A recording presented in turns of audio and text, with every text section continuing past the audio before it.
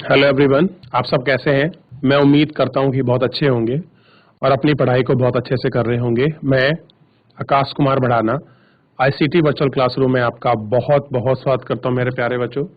जैसा आपको पता है हमारी 7th क्लास है और हम लोग देख रहे हैं चैप्टर नंबर 6। हम लोग इसमें देखेंगे, हम लोग वनस्पति और वन्य जीव जो आपके हैं अब उनके विषय में पढ़ेंगे कि आपके वन्य जीव क्या है, कैसी वनस्पति है, वेजिटेशन की क्या कंडीशंस है, उसके विषय में हम लोग अपने चैप्टर के माध्यम से पढ़ेंगे और सारी चीज़ों को एक एक करके बहुत अच्छे से उसको देखेंगे और समझेंगे। क्लियर है? मैं उम्मीद करता हूं कि मेरे प्यारे सभी बच्चे अपनी कक्षाओं में बहुत शांति से बहुत अच्छे से बैठ चुके हैं। जैसे मैं देख पा रहा हूं कुछ क्लास के बच्चे बिल्कुल बहुत अच्छे से अपनी कक्षा में बैठे हैं। अच्छा बच्चों, जो हम लोग अपना चैप्टर पढ़ रहे हैं, पृथ्वी हमारा आवाज जो बुक है, इसमें कोई ऐसा चैप्टर है जो आप लोगों ने अभी तक, जिसमें हम लोगों ने जहाँ तक अपना सिलेबस को अपना कंप्लीट किया है, उसमें पिछले में कोई आपको प्रॉब्लम हो, कोई डाउट हो, कोई चीज आपको समझ नहीं आ रही हो? कोई भी ऐसा बच्चा? तो आप लोग मुझसे लाइव जुड़कर चैट के माध्यम से अपनी क्वेरी, अपना प्रश्न मेरे को भेज सकते हैं अगर कोई चीज आपको समझ नहीं आ रही है बच्चों। चलिए, कोई आपका डाउट नहीं है, कोई क्वेरी नहीं है, हम चलते हैं सीधा डिजिटल बोर्ड की तरफ।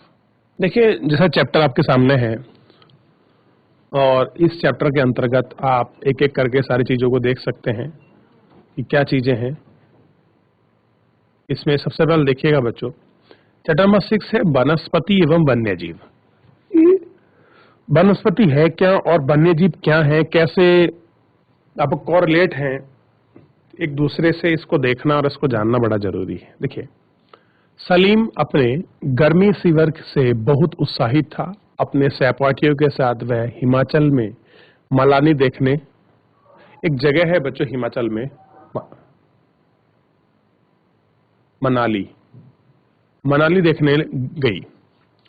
उसे सब स्मरण था कि बस जैसे जैसे चढ़ाई पर जाएगी तो वहां स्थल आकृति व प्राकृतिक वनस्पति के रूप बदलते देखकर वह कितने हैरान हो सकते हैं।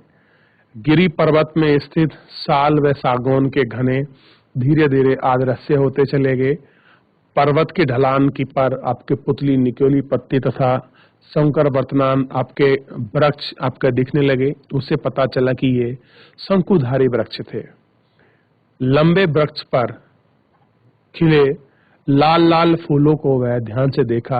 वह रोडोडेन फूल थे। मनाली से आगे रोहतांग दर्रे तक वहां के रास्ते पर देखा कि भूमि छोटी छोटी घास तथा कुछ स्थानों पर आपके बर्फ से ढकी हुई है। अब देखिए, सलीमा के अवलोकन से हमें अनुमान लग सकता है कि वह स्थल की ऊंचाई और एवं वनस्पति की विशेषता एक दूसरे से संबंधित है। ऊंचाई में परिवर्तन के साथ होता है, साथ ही कारण प्राकृतिक वनस्पति में भी बदलाव आता है। कह रहे कि जिस प्रकार हम लोग देखें ऊंचाई में हम लोग आपका जाएंगे तो हमारी आपका जलवायु परिवर्तन होगा और साथ में जो हमारी प्रकृति है इसमें भी हम लोगों को बहुत सारा जो आपका बदलाव है, ये बदलाव हम लोगों को दिखाई देगा। इस बदलाव को हम लोग देख सकते हैं, इस बदलाव को हम लोग महसूस कर सकते हैं। वनस्पति की वृद्धि तापमान एवं नमी पर निर्भर करती है, क्योंकि जो आपका टेम्परेचर है और जो आपकी नमी है ये डिपेंड करती है किसी भी वेजिटेशन की वृद्धि में, वहां उसके ग्रोथ में। इसके अलावा ढाल एवं मिट्टी की परत की मोटाई जैसे कारकों पर भी निर्भर करती है कि जो मिट्टी की ढाल है, मोटाई है, ये इन सब चीजों पर भी आपका निर्भर करती है। इन घटकों में अंतर के कारण किसी स्थान की प्राकृतिक वनस्पति सघनता एवं विभिन्नता के प्रकार है कि किस प्रकार आपकी वनस्पति है और कैसी उनकी सघनता है, इस प्रकार सब चीज डिपेंडेंट होती है। आमतौर पर प्राकृतिक वनस्पति को निम्न मुख्यतः श्रेणी में रखा गया है। जैसे पहला नंबर आप देखिए वन का है, जो वृक्षों के लिए उपयुक्त तापमान और परिपूर्ण वर्षा वाले क्षेत्र में उगाए जाते हैं। इन कारकों के आधार पर घने एवं खुले वन विकसित होते हैं। ठीक है। दूसरा है स्थल वाला, जो मध्य वर्षा वाले क्षेत्र में विकसित होते हैं। कांटेदार झाड़ी, कांटे कंकड़ झाड़, झाड़ी केवल शुष्क क्षेत्र में ही पैदा होते हैं।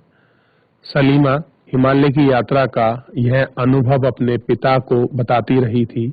उसके पिता विश्व के विभिन्न स्थानों में जा चुके थे। उन्हें सलीम को विभिन्न महाद्वीप के भागों में पाए जाने की वनस्पति के बारे में बताया था। उन्हें उपध्रुवीय प्रदेशों में शंकुधारी वन, रेगिस्तान, कांटेदार, आर्द्र, घने, उष्णकटिबंधीय, सघन, कसो वन के बारे में कई जानकारियां दी।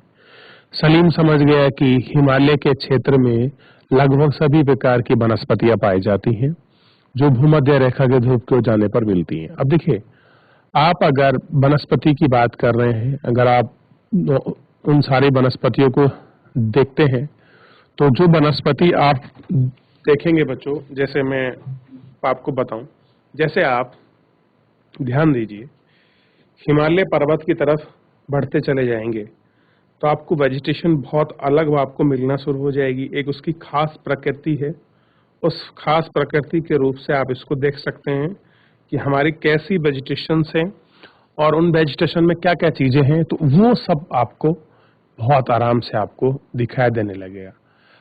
अब देखिए, जैसे ये ध्रुव, मान लीजिए ये हमारी अर्थ हो गया, इसको हम दो भागों में बांट लेते हैं।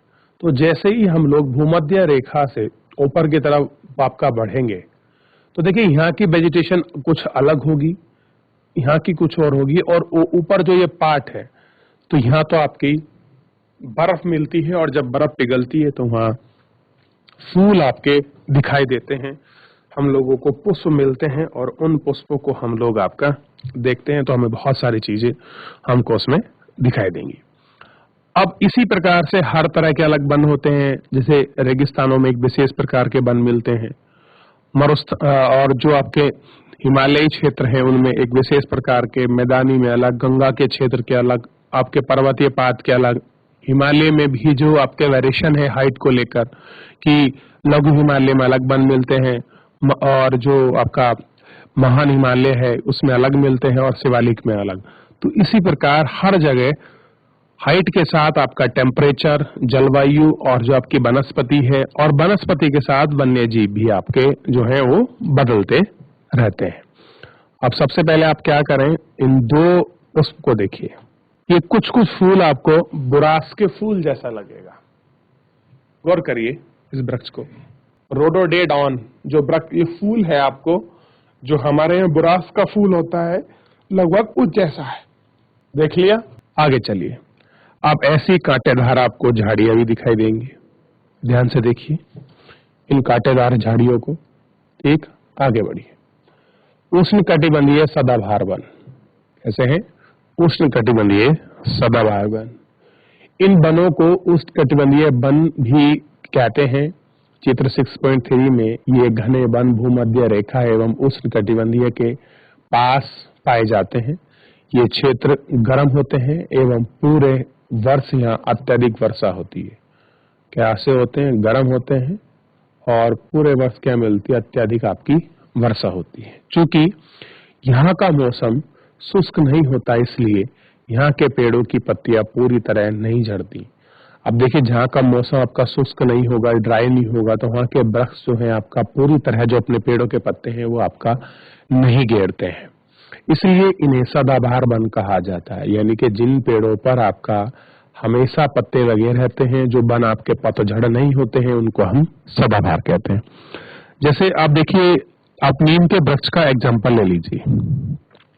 तो नीम का वृक्ष आपको दिखाई देगा बच्चों साफ साफ कि उसके पत्ते तो गिरते हैं, लेकिन सारे पत्ते नहीं गिरेंगे, उसकी हरियाली बरकरार रहती है। चाहे गर्मी का मौसम हो, शीत ऋतु हो, वसंत ऋतु हो, वर्षा ऋतु हो, इस प्रकार वो आपका सब तरीके से वो हम लोगों को दिखाई देगा। अब देखिए, काफी वन ऐसे भी होते हैं बच्चों जो क्या होते हैं, शीत ऋतु आते आते जो अपने जो सारे पत्ते हैं वो आपका गिर देते हैं, और जैसे बसंत लगती है उसके नए पत्ते आने लगते हैं, और बरसात का तक गर्मी के मौसम में वो बहुत अच्छे से आपका अपने वृक्ष पूरे पत्ते प्राप्त कर लेता है। तो काफी घन वृक्षों की मोटाई भिन्नता के कारण दिनों के समय में सूर्य की प्रकाश वन के भीतर पहुंचती है। आमतौर पर यह ब्रॉडकास्ट वृक्ष जैसे रोडबुश, अबुनास, महोगनी आदि पाए जाते हैं। कह रहे ये ऐसे वृक्ष आपको देखने के लिए मिलेंगे जिन पे आप सबको पा सकते हैं, और इन सब वृक्ष को आप लोग देख सकते हैं और क्या क्या चीजें हैं आप इसमें बहुत अच्छी तरह से आप समझ सकते हैं। वन वृक्ष आपके सामने है, ठीक। दूसरा देखिए, उष्णकटिबंधीय पर्णपाती वन। क्या देखना है? उष्णकटिबंधीय, जो उष्णकटिबंधीय है पर्णपाती वन। उष्णकटिबंधीय पर्णपाती वन मानसून वन होते हैं जो भारत, उत्तरी ऑस्ट्रेलिया एवं मध्य अमेरिका के बड़े हिस्सों में पाए जाते हैं। कहाँ मिलते हैं? ये सारे आपका बड़े हिस्सों में जो है आपके पाए जाते हैं। 6.4 इन क्षेत्रों में मौसमी परिवर्तन होते हैं। जल संरक्षित रहने के लिए शुष्क मौसम के यहाँ वृक्ष पत्तियां झाड़ देते हैं। इन वनों में पाए जाने वाले दृढ़ काष्ठ वृक्षों में साल, सागौन, नीम, शीशम, क्रस्टकार्ट और आपका वृक्ष फर्नीचर, यातायात, निर्माण सामग्री बनने के लिए बहुत उपयोगी है। इन प्रदेशों में आमतौर पर पाए जाने वाले वन जानवर बाघ, शेर, हाथी, गोल्डन लंगूर, बंदर इत्यादि हैं। ये सब क्या है? ये इस तरह की चीजें इसमें पाई जाती हैं, ठीक है। अब देखिए, आप इन फॉरेस्ट्री में आप अलग अलग प्रकार के वन, आप देखिए सबसे पहले उष्णकटिबंधीय वन को देखिए। उष्ण का मतलब होता है गर्म और कटिबंध का मतलब होता है जोन, और पर्णपाती का मतलब जो अपने पत्ते गिरा देते हैं एक विशेष सीजन में, उनको हम बोलते हैं उष्णकटिबंधीय। इनके टेम्परेट जो जोन के आपके फॉरेस्ट होते हैं उनको हम ये ऐसा बोलते हैं। तो आप इनको देखिए, टेम्परेट जो आपके क्लाइमेट में वन पाए जाते हैं, ठीक है। आप इसी के साथ आप लोग देख सकते हैं इसमें बाघ का चित्र, और आपको गोल्डन जो आपको लंगूर है वो आपको दिखाई देगा कि क्या स्थिति है गोल्डन लंगूर की, ठीक है बच्चों, ठीक। अब देखिए, इसी में और चीजें मिलेंगे आपको, हाथी देखने को मिलेगा, और आपको शीतोष्ण, आपको सदाबहार वन मिलेंगे। आप हिमालय पर्वत पर चले जाइए बच्चों, वहां के वन को आप लोग देखिए, उन वनों में कितनी सघनता है और कितनी हाइट है उनकी, और देखिए उनमें सूर्य का प्रकाश आप पार करके नीचे आपकी पृथ्वी पर नहीं पहुंचता। अगर पहुंचेगा भी तो बस थोड़ा थोड़ा आपको मतलब कोई कोई किरण आपको नीचे दिखाई देगी, नहीं तो बिल्कुल बहुत ठंडे और शीतल होते हैं। एक गर्मी में तो ये मान लीजिए कि एक अलग ही जो अनुभूति है, वो फीलिंग होती है। बाकी सर्दियों में ये बड़े ही ज्यादा ठंडे रहते हैं, और अलग ही जो आपका वातावरण है, जो आपका क्लाइमेट है, वो हमको मिलेगा। हाथी को देखिए, पानी वाला रीजन है क्षेत्र में, जो आपकी बेल्ट है वहां पर हाथी मिलते हैं, और खास करके आपके जो शिवालिक रेंज है हिमालय की, उसमें मुख्यतः इनका जो निवास स्थान है वो इनका स्थान है। वहां पर ये क्या करते हैं, आपका निवास करते हैं, और इसी निवास स्थान को हम लोग देखते हैं कि कैसे तरह से ये आपका निवास स्थान है इनका, और इसी के आधार पर ये आपका पाए जाते हैं, ठीक है बच्चों। ध्यान दीजिए आगे, और पूरी समझने की आवश्यकता है आपको, अच्छे से देखने की, कि कोई किसी प्रकार का जो है आपको डाउट ना रहे कि क्या अंतर है। तो शीतोष्ण वन देख लिए आपने, सदाबहार, उष्णकटिबंध आपने देख लिए। आइए शीतोष्ण की बात करते हैं। शीतोष्ण सदाबहार वन मध्य अक्षांश के तटीय प्रदेश में पाए जाते हैं। सबसे पहले ध्यान दीजिए, ये मिड रीजन के हैं, मध्य के रीजन के हैं, जो आपके अक्षांश होते हैं। अक्षांश वाला रीजन मैं आपको पहले बता चुका हूं, ये ग्लोब है, इस पर जो इस प्रकार जो आपकी रेखा खींची होती है हम इनको अक्षांश रेखाएं कहते हैं। अक्षांश रेखा के विषय में आपको समझा चुका हूं कि 0 से लेकर 90 लाइन उत्तरी गोलार्ध की तरफ और 90 लाइन दक्षिणी गोलार्ध की तरफ, और मध्य का मतलब है, तो मेरे हिसाब से तो बच्चों आप देखेंगे तो लगभग 45-50 में आपको क्षेत्र आराम से मिल जाएंगे, ठीक है। अब देखिए, सामान्यतः महाद्वीप के पूर्वी किनारे में पाए जाते हैं। जितने भी महाद्वीप हैं उनका जो ईस्टर्न पार्ट है, ऐसे पार्ट में शीतोष्ण सदाबहार वन आपको मिलेंगे। जैसे दक्षिण पूर्व अमेरिका, दक्षिण पूर्व चीन, दक्षिण पूर्व ब्राजील, वहां बांस, चीड़, यूकेलिप्टस जैसे दृढ़ एवं मुलायम दोनों प्रकार के पेड़ मिल जाएंगे। अब देखिए, आपने यूकेलिप्टस देखा होगा, आपने शीशम देखा होगा, आपने रेडबुश देखा होगा, और आपने अशोक के पेड़ देखे होंगे, आपने चीड़ देखा होगा, आपने देवदार देखा होगा, आपने सागौन देखा होगा, ठीक है, और साल देखे होंगे। इस प्रकार के वृक्ष आपको देखने के लिए इन क्षेत्र में आपको मिल जाएंगे। अब एक है शीतोष्ण पर्णपाती वन, ध्यान दीजिए, शीतोष्ण पर्णपाती वन। अब देखिए, उच्च अक्षांश की ओर बढ़ने पर अत्यधिक शीतोष्ण पर्णपाती वन मिलते हैं। ये उत्तरी पूर्वी अमेरिका, चीन, न्यूजीलैंड, चिली एवं पश्चिमी यूरोप के तटीय प्रदेश में पाए जाते हैं। ये अपनी पत्तियां शुष्क मौसम में झाड़ देते हैं। यहाँ पर पाए जाने वाले पेड़ बाज, एस, बीच आदि, हिरण, लोमड़ी, भेड़िया, यहाँ तक के आम जानवर हैं। सजेड़ा तथा मोनाल जैसे पक्षी भी यहाँ पाए जाते हैं।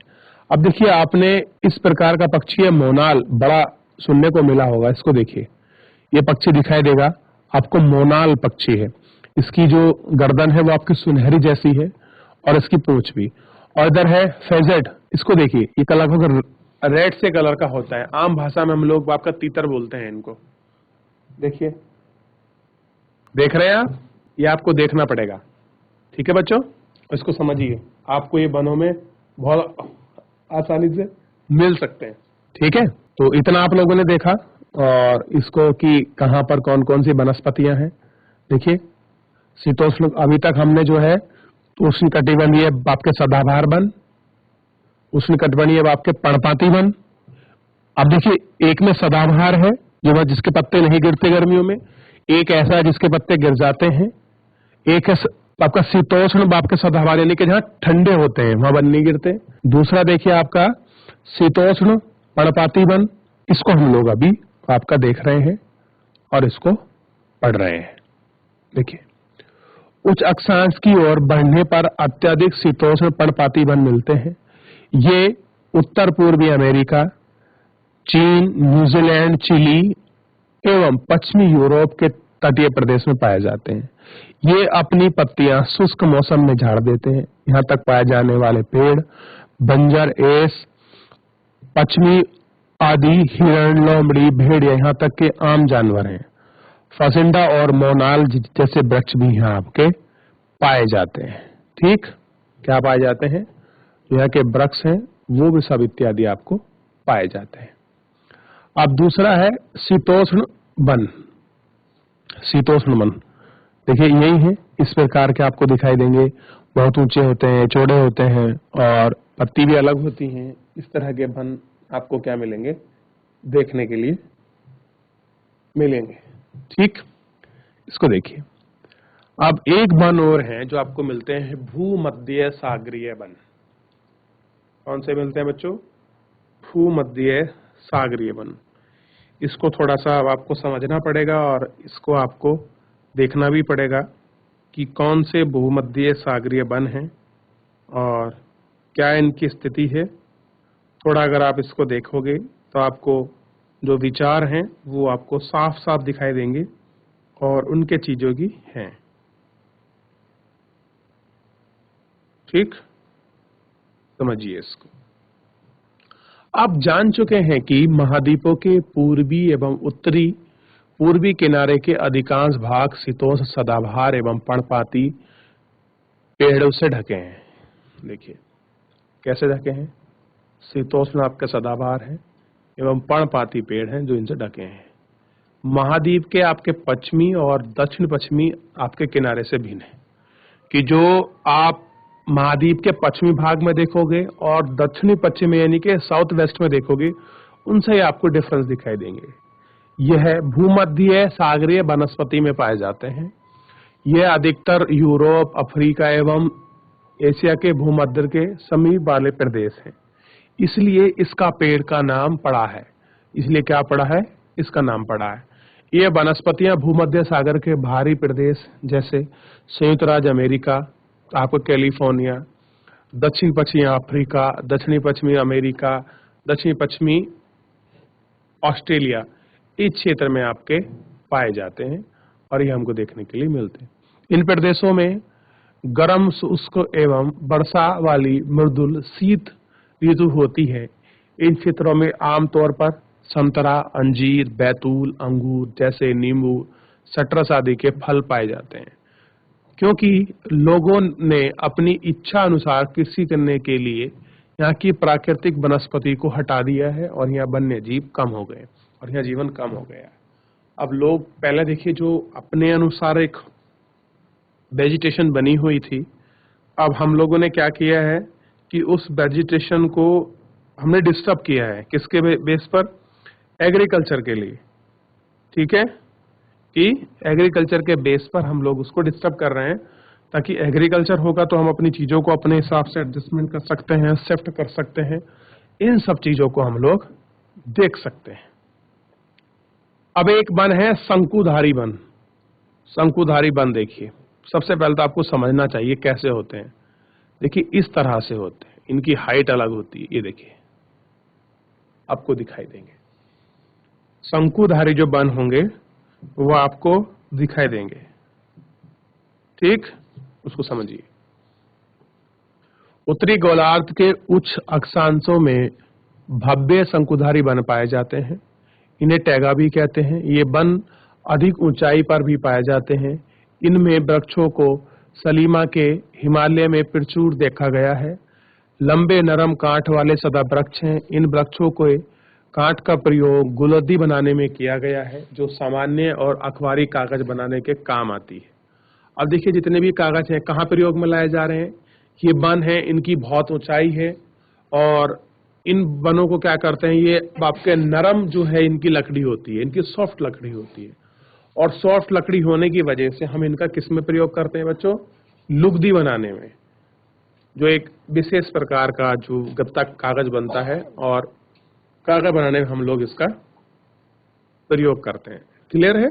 ये ध्यान देना है, ठीक है।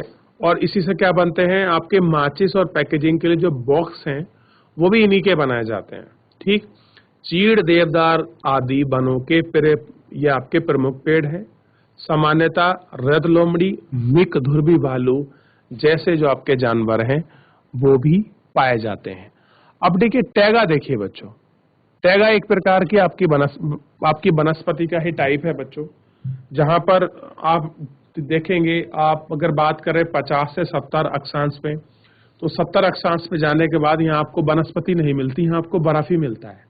और टोटल बर्फ मिलने के कारण क्या होता है, ये पहले बर्फ पड़ती है, फिर गर्मी के टाइम में आपकी पिघल जाती है। 1 से 2 महीने के बीच उस स्थान पर, पृथ्वी पर क्या होता है, आपके फूलदार जो आपके जो फुलवाड़ी टाइप में होती हैं वो उगती हैं, और कुछ नहीं, ठीक है। इस तरह का जो मिलता है।